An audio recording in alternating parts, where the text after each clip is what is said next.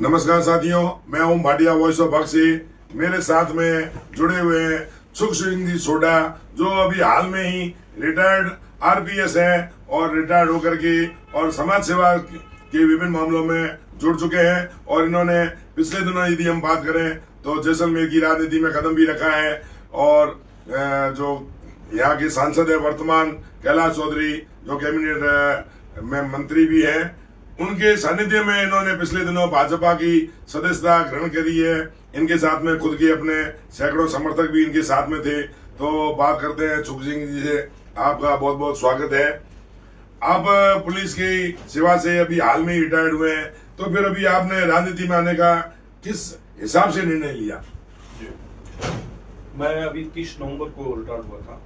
Retired होने के बाद में जो है वो मेरा एक मन में एक विचार था कि मैं मेरे क्षेत्र के लिए काम करूं। मैं मेरे सीमांत जिला है, इसमें कई ऐसी मुद्दे हैं जिन पर काम करना बहुत ज़्यादा जरूरी है। तो मैंने अपने इस जिले के लिए, इस क्षेत्र के लिए काम करने के लिए मैं राजनीति को एक इस पे ऐसे प्लेटफॉर्म के रूप में कि जिससे कि जनसेवा ज़्यादा हो सकती है, लोगों का जुड़ाव हो सकता है और मिलजुल करके हम जो है वो उन मुद्दों पर काम कर सकते हैं। इसलिए फिर मैंने जो है वो इस राजनीति में आकर के और इसमें काम करना उचित समझा।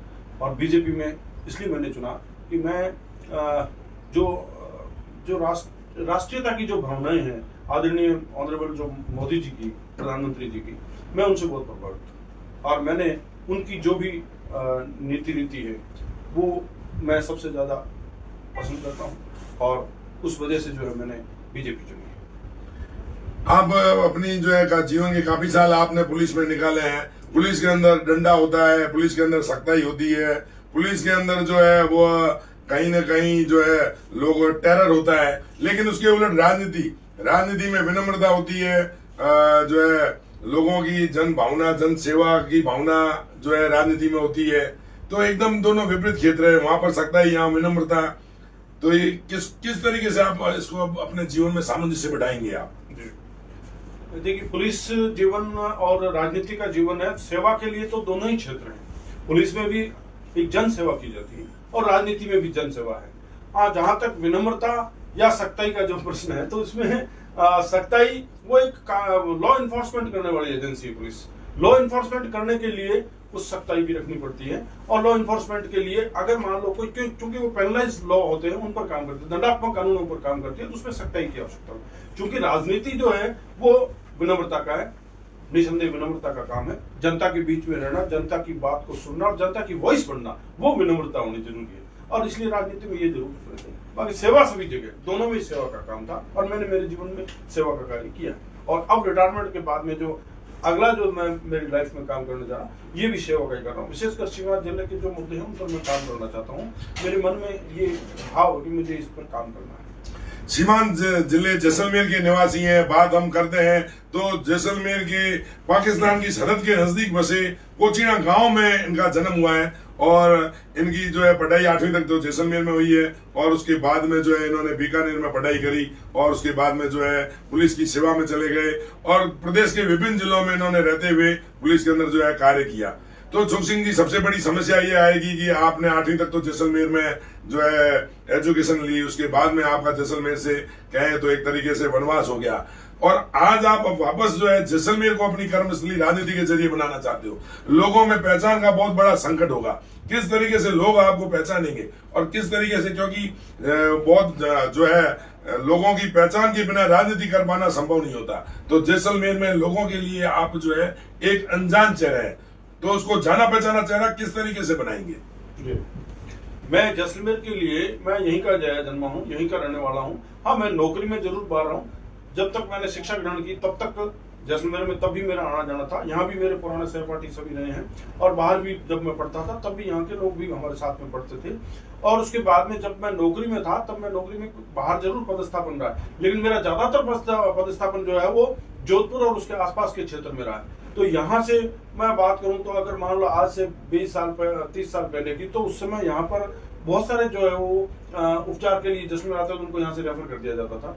मैं जोधपुर में रहता था, उसमें स्पेशली मैं कहूँ कि ग्रामीण क्षेत्र के जो लोग थे उनके पास में वहाँ कोई सुविधाएं नहीं थी कि वो रह सके या कुछ डॉक्टर्स वगैरह से सलाह मशवरा कर सके, अच्छा उपचार अच्छे डॉक्टर से ले सके, अच्छी हॉस्पिटल में जा सके। ये सारे कार्य, उनको प्रॉपर दवाई दिलाना करना, ये मैं जोधपुर में जब रहता था तो मैं खूब ये काम करता था। मेरा ये एक सेवा का हमेशा भाव रहा, मैंने इस पर खूब काम किया है, स्पेशली चिकित्सा वाली। भाजपा की सदस्यता आपने ग्रहण करी है और जहां तक मैंने सुना है आप आने वाले जो साल में विधानसभा चुनाव होने हैं उसमें जैसलमेर विधानसभा क्षेत्र से टिकट के प्रमुख दावेदार भी अपने को मानते हैं, तो क्या आप वास्तव में टिकट के लिए प्रयास करेंगे और क्या आपका जो है वो जैसलमेर को लेकर के मेन विजन रहेगा? जी, मैं आगामी जो चुनाव है विधानसभा का, उसमें बीजेपी के लिए मैं टिकट की दावेदारी जरूर रखता हूं और रखूंगा। और जहां तक सवाल है टिकट का, तो ये तो पार्टी जो भी अवसर देगी, पार्टी अगर मुझे अवसर देती है तो मैं इसमें करूंगा, और अगर मान लो पार्टी की तरफ से मुझे अवसर नहीं मिलेगा तो वो एक अलग बात है। और जहां तक प्रश्न है कि मुद्दों का, तो मैं जैसलमेर का जो मेन तो है, जो पर्यटन का जो क्षेत्र है, मैं उस पर जो है वो काम करना चाहता हूँ। और दूसरा जो ग्रामीण क्षेत्रों के जो नहरी क्षेत्र है, और जो कुछ सड़कें वगैरह भी रुकी हुई पड़ी है, और कुछ मतलब जो डीएनपी का जो स्पेशली जो हमारे उस सीमा क्षेत्र से टच में है, जहां पर बहुत सारी समस्याएं हैं, और उन मुद्दों पर भी काम करना चाहता हूँ। चिकित्सा के, पशु चिकित्सा के मामले में, बिजली के जीसेस नहीं है वगैरह, बहुत सारे ऐसे हैं। यहाँ तक कि कुछ क्षेत्र ऐसे हैं जिनमें आज तक रोडवेज तक की सुविधा नहीं है, ट्रांसपोर्टेशन की सुविधा नहीं है। बहुत सारे ऐसे मुद्दे हैं जिन पर काम करना है और उन सब पर करूंगा। राजनीति में अक्सर वही लोग सक्सेस होते हैं या कहें कि उन्हें टिकट मिलती है जिनके ऊपर अच्छे संपर्क होते हैं, और यदि कहें तो कोई ना कोई गॉड फादर होता है। आप अभी पुलिस सर्विस छोड़ करके और जो है इसमें आए, राजनीति में आए, तो ऐसा कौन सा हाथ है जिसे आप थाम करके और जो है राजनीति की नैया पार करेंगे, टिकट लाने की कोशिश करेंगे और विधान सभा चुनाव लड़कर विधायक बनने की भी सफलता हासिल करेंगे? तो ऐसा कौन सा आपका इस राजनीतिक क्षेत्र में गॉड फादर है?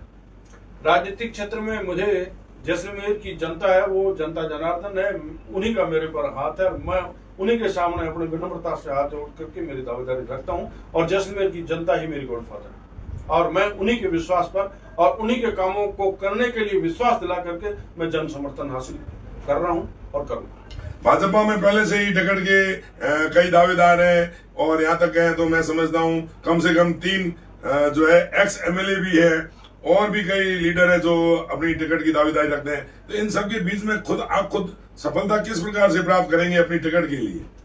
जी हाँ, भाजपा में टिकट की दावेदारी के लिए पूर्व विधायक महोदय भी हैं, और भी बहुत सारे हैं जो रखते हैं। टिकट की दावेदारी हर आदमी को रखनी चाहिए, ताकि इससे क्या है कि मतलब बहुत ही स्वच्छ कंपटीशन जिसको कह सकते हैं, वो उसका एक भाव आएगा। और बाकी तो टिकट देना ये तो पार्टी का काम है। पार्टी मुझे उचित समझेगी तो मुझे देगी, अन्य को उचित समझेगी उसको देगी।